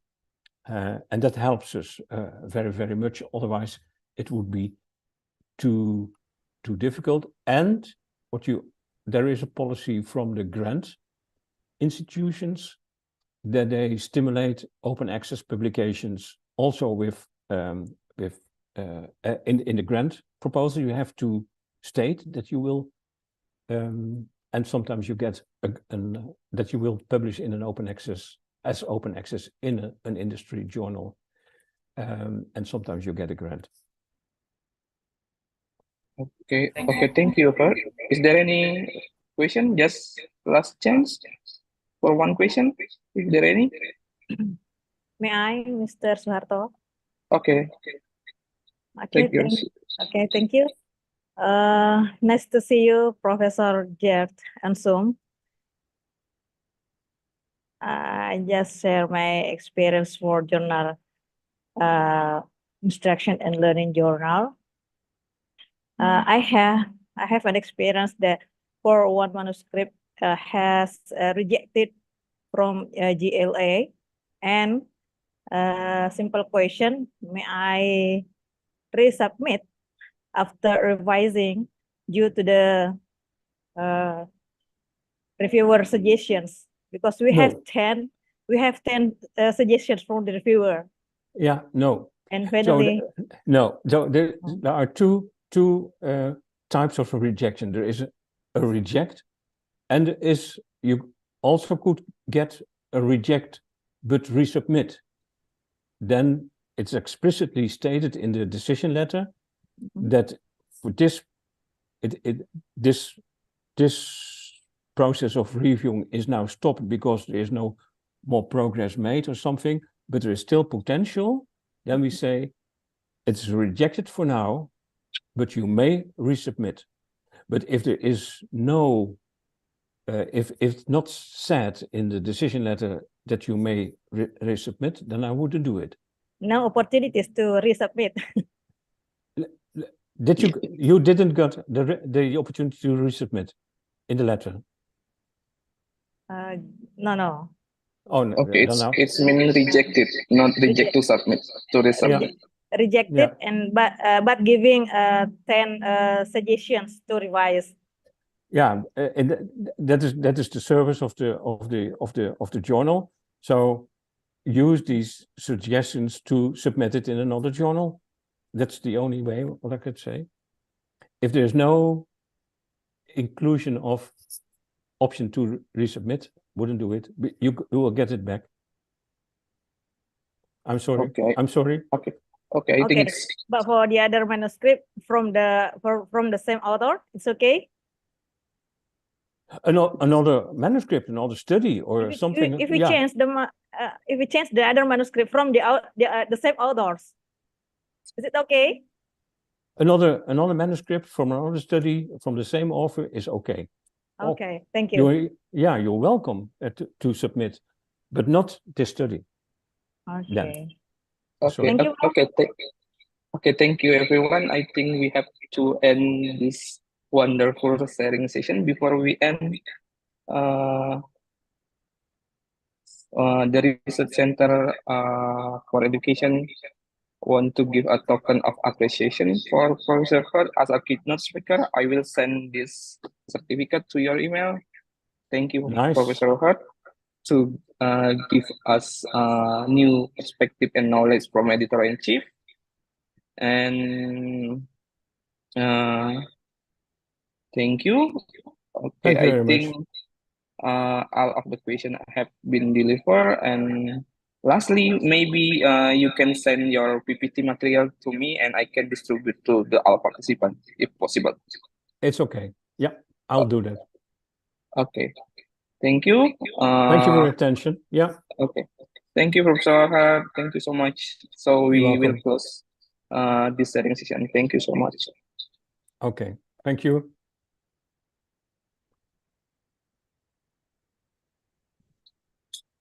Okay, okay, thank you so much.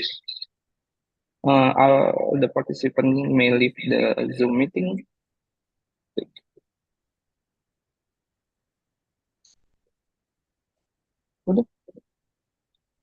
Udah di foto. Tadi yang ada sertifikat di sini.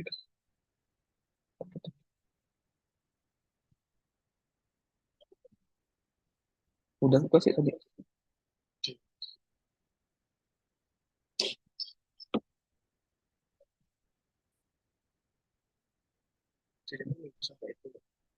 Iya,